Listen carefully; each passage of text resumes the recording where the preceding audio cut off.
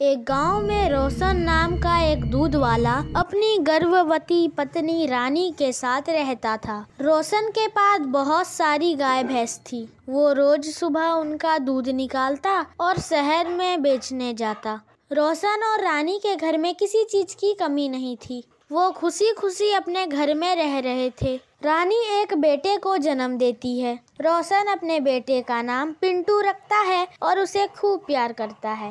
एक दिन रोशन अपने गाय भैंसों का दूध निकालकर शहर में बेचने जा रहा होता है कि तभी उसका छोटा सा बेटा पिंटू घुटनों के बल उसके पास आ जाता है। अरे रे रे बेटा, क्या हुआ? तुम कहाँ चले जा रहे हो? देखो देखो कैसे आपके गोद में जाने के लिए हंगा हंगा कर रहा है। आजकल ये सब समझने लगा है। तुम सही बोल रही हो, पर अभी इसको संभालो, मुझे दूध बेचने जाना है। धीरे धीरे पिंटू 7 साल का हो जाता है। अब तो वो भी कभी कभी अपने पापा के साइकिल पर बैठकर गांव का चक्कर लगाने जाता है। पिंटू को अपने पापा के साइकिल पर घूमना बहुत ही पसंद होता है। वो अपने पापा को तब तक दूध बेचने जाने नहीं देता जब तक उसके पापा उसे गांव घुमाकर नहीं ले आते। पिंटू अपने माँ से भी ज्यादा अपने पापा को प्यार करता था। एक दिन पिंटू सुबह सुबह रोशन के साथ जाने की जिद करने लगता है तो रानी बोलती है, ये लड़का तो जरा भी मेरे पास नहीं रहता, इसे तो बस आप ही चाहिए। और ये तो तुम इसे थोड़ा कम डांटा करो ना, फिर ये तुम्हारे साथ भी जाएगा। पापा मुझे भी साथ ले चलो ना। अरे नहीं बेटा, मैं तो अभी शहर जा रहा हूँ, वहाँ तुम कैसे जा सकते हो?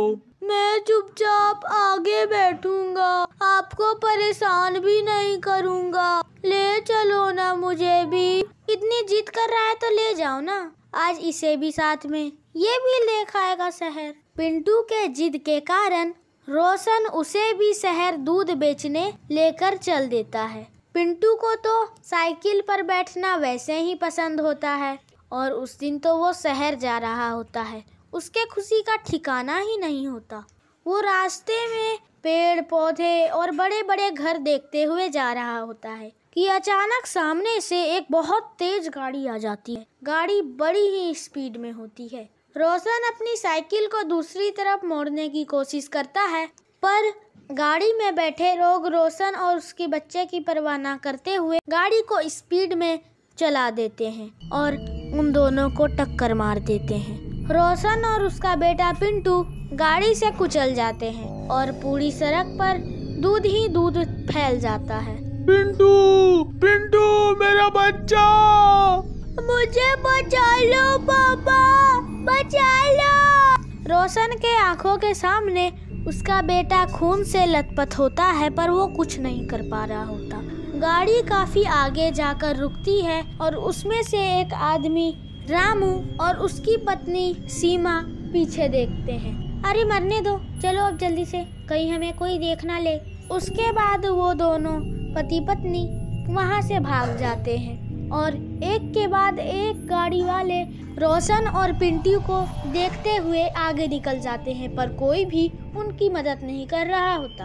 रोशन अपने बच्चे की जान बचाने के लिए वहाँ सभी से हाथ जोड़ता है, पर किसी ने उसकी मदद नहीं की होती और किसी को उसकी परवाह नहीं थी। काफी देर तक ऐसे ही दोनों सड़क पर पड़े होते हैं और दोनों की मौत हो जाती है। मरने के बाद दोनों भूत बन जाते हैं। मैं किसी को नहीं छोड़ूंगा। आज इन लोगों के वजह से हमारी मौत हुई है, मैं उन लोगों को जिंदा नहीं छोड़ूंगा।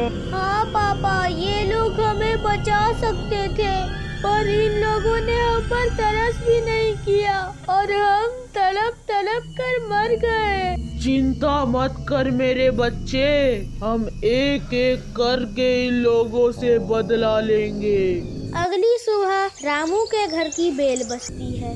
रामू की पत्नी उठकर देखती है, रामू डिलीवरी वाला आया होगा, मैं जाकर दूध ले लेती हूँ। सीमा जाकर दरवाजा खोलती है तो उसके सामने रोशन और पिंटू खड़े होते हैं। सीमा को जरा भी अंदाजा ही नहीं होता जिन लोगों का उनके गाड़ी से एक्सीडेंट हुआ था वो दोनों रोशन और पिंटू ही थे। मैम साहब, दूध। हाँ दे दो।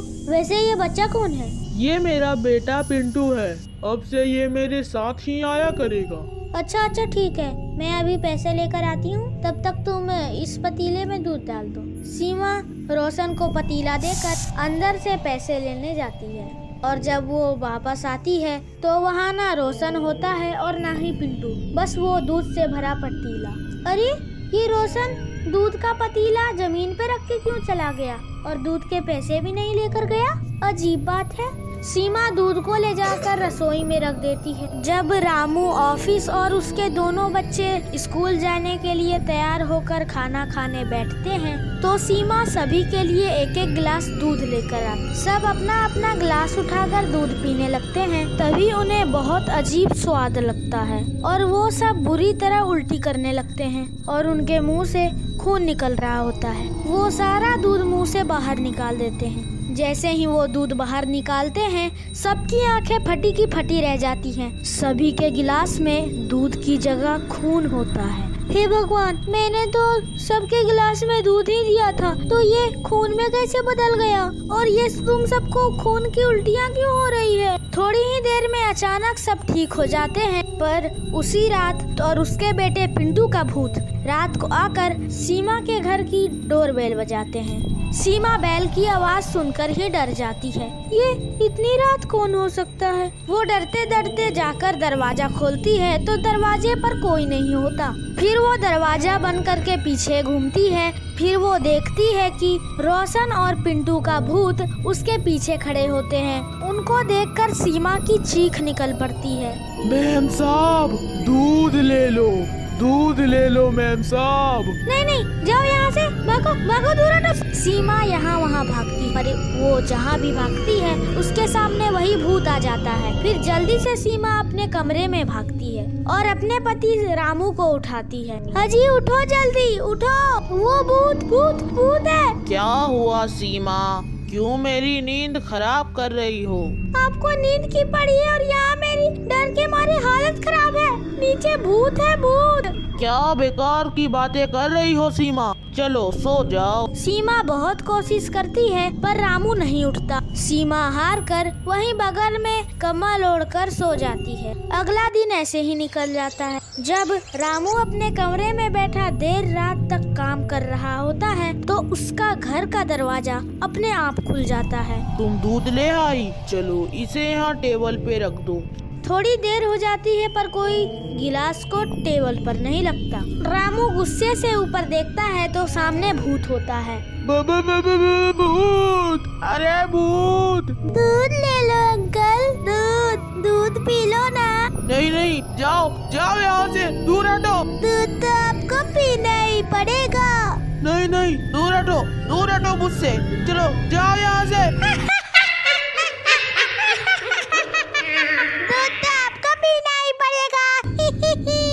बचाओ बचाओ बचाओ मुझे इस भूत से, सीमा सीमा बचाओ। रामू की आवाज सुनकर सीमा वहाँ दौड़ती हुई आती है, पर उसके आने से पहले ही भूतिया बच्चा वहाँ से गायब हो जाता है और पूरे कमरे में दूध ही दूध होता है। वो अभी मैंने एक भूतिया बच्चा देखा सीमा, मैं सच बोल रहा हूँ, वो अभी यही था, यही। मैंने तो आपको कहा ही था। और ये देखो, पूरे कमरे में दूध ही दूध है। और फिर उस कमरे में दूध ही दूध भरने लगता है। वो दोनों जल्दी से बच्चों के कमरे में भागते हैं तो वहाँ भी दूध ही दूध भरा होता है। वो दोनों बच्चों को लेकर बाहर आते हैं। पूरा घर दूध में डूब रहा होता है और दोनों भूत उनके सामने खड़े हंस रहे होते हैं।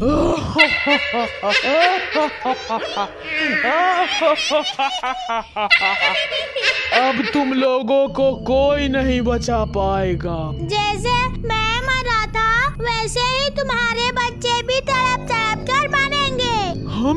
हमने तुमको मारा? हाँ, तुमने नहीं तो कौन? तुम्हारी गाड़ी ने हमें ही कुचला था और तुम लोग वहाँ से भाग गए थे। हमको मारते वक्त तुम लोगों को डर नहीं लगा और बचाते वक्त डर लग रहा था। आपके बच्चे हैं, फिर भी आपने एक बच्चे को मरने के लिए छोड़ दिया। अच्छा, हम कैसे यकीन कर ले? तुम वैसे भी यकीन करोगे नहीं, तुमको तो मरना ही होगा। हमें एक मौका दे दो, अगर हमने नहीं किया तो आप हमें मार देना, बस बस एक मौका दे दो। फिर वो दोनों मान जाते हैं और वो कहते हैं कि उनकी मुक्ति तभी होगी जब वो किसी जरूरतमंद की मदद करेंगे। एक दिन की बात है, जब सीमा अपने गाड़ी से कहीं जा रहे होते हैं, तभी एक बैल सब्जी वाले को गिराकर और उसकी सारी सब्जी रोड पर गिराकर भाग जाती है। वो दोनों उस सब्जी वाले को अस्पताल में ले जाते हैं और उसे उसके सब्जी के पैसे देते हैं और उसका इलाज भी करवाते हैं, जिसके वजह से रोशन और पिंटू की आत्मा मुक्त हो जाती है।